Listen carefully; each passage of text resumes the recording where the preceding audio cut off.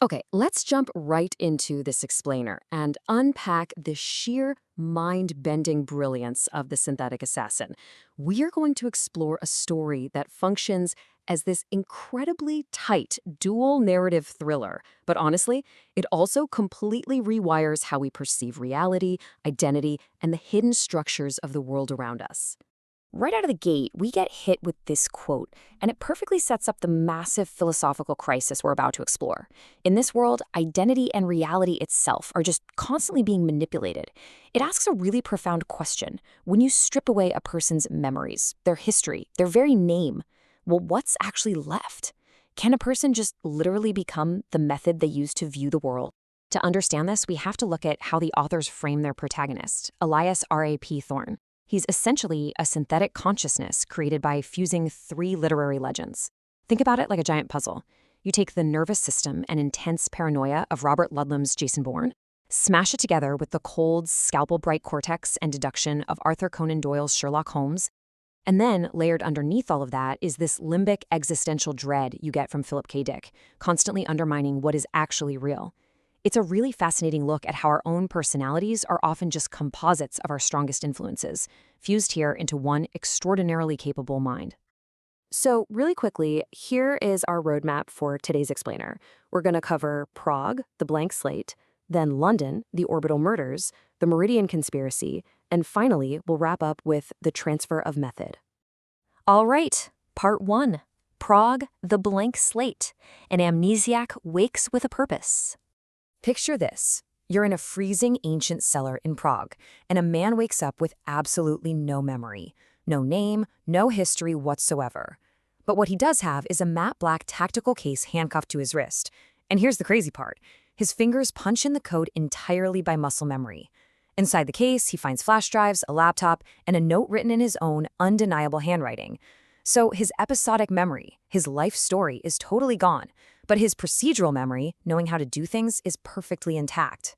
The note reveals an astonishing truth. He deliberately erased his own episodic memory to create what's called a ghost interval.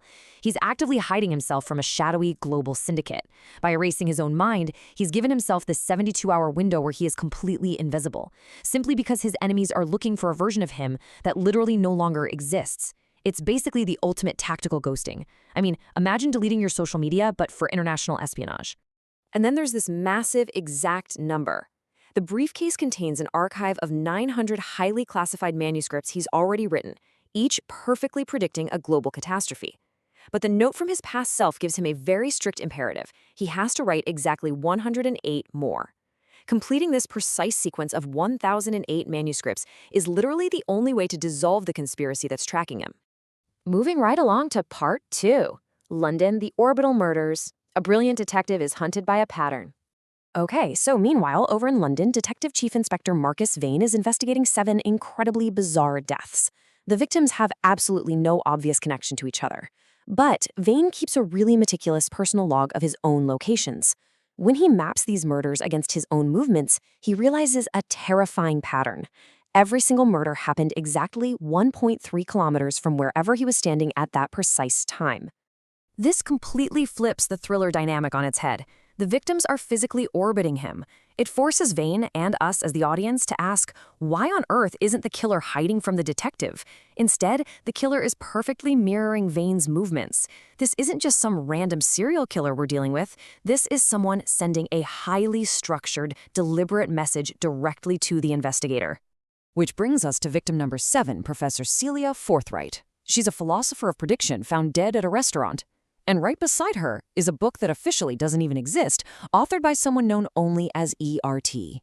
When Vane investigates her office later, he finds a cryptic index card left specifically for him by E.R.T.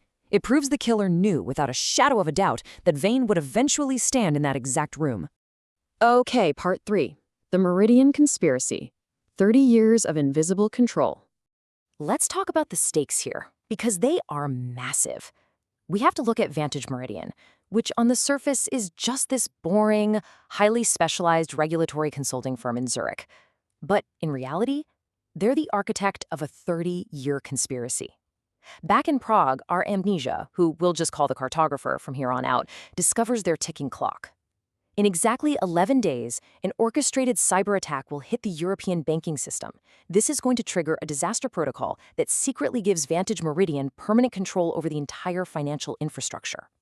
This plan is terrifyingly elegant. Let's break it down into 4 simple steps. Step 1, you get invited in to install security software. Step 2, you secretly trigger a systemic failure yourself. Step 3, you step in to rescue the system by rerouting it all to your own private servers. And step 4, you just keep it that way, permanently. It goes to show that real, lasting power isn't about violent force at all. It's about quietly owning the infrastructure that society relies on. Kind of makes you wonder who maintains the servers for your own bank, doesn't it? But here's the catch. The cartographer realizes that just warning people won't work. The only way to actually stop Vantage Meridian is to publish all 1,008 of those manuscripts simultaneously. Doing that won't just stop one single attack. It's going to make the invisible architecture of this entire 30-year conspiracy completely visible to the whole world. The archive isn't an alarm bell, right? It is a mechanism designed to dissolve their power entirely. Which brings us to part 4, the transfer of method. The Hall of Mirrors shatters.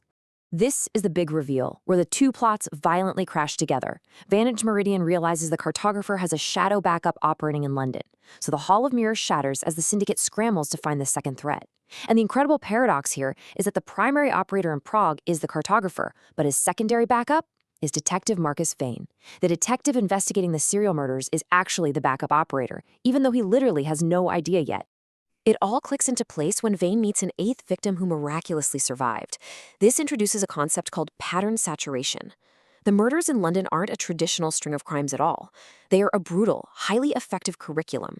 You see, the cartographer is saturating Vane with pattern data. He's using actual deaths as lessons, which, as far as lesson plans go, is pretty extreme, for sure, but it undeniably works. Vane is being trained until his ability to see the world's structural patterns becomes entirely unconscious and automatic. So Vane isn't just investigating a killer, he's literally being constructed by one. Each victim taught Vane a totally different aspect of structural vulnerability, whether it was finance, data, or epistemology. It is a completely decentralized succession protocol. Vane is being recruited and trained to verify and eventually take over the archive, and he's doing it voluntarily simply by showing up and doing his job as a detective. Of course, Vantage Meridian figures this out, but they realize they can't just kill Vane. Doing that might trigger yet another backup operator in this endless succession protocol. So what's their countermove? Well, they decide to leak breadcrumbs to redirect his investigation. They figure the absolute best way to stop a brilliant detective from solving the cartographer's pattern is to deliberately feed him a more interesting mystery: themselves. This quote from the cryptic index card really hits the nail on the head. The seeker and the target are 2 parts of the exact same method. The cartographer designed a system so incredibly resilient that the investigation into the system is exactly what builds the system's next operator. The confusion isn't a mistake or a bug. The confusion is the load-bearing design of the entire mechanism. And that leaves us with this absolutely chilling thought to take away today. In this story, the observer becomes part of the system simply by trying to understand it.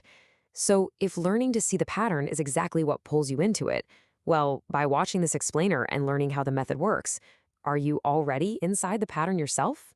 It's definitely something to think about. Until next time, keep analyzing the data,